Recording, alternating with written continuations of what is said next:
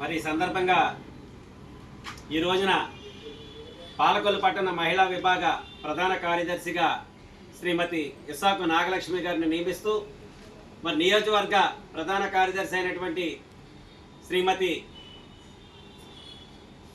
పాలవలస నాగ విజయలక్ష్మి గారు ఆమె నియామపత్రం అందజేయవలసింది కోరుతున్నాను. ఇలా మైన్ ఇద్దరు వచ్చండి.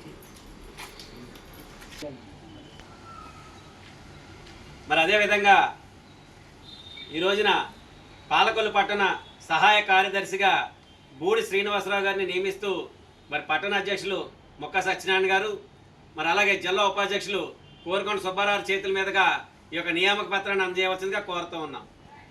ఇప్పుడేంటి దండ అవసరం నన్ను ఉందమ్మా, పర్లేదు, అందరూ ఉంటే మన ఎక్కువ తక్కువలుగా ఉన్నాం మన దగ్గర. ఫోటో తీనానా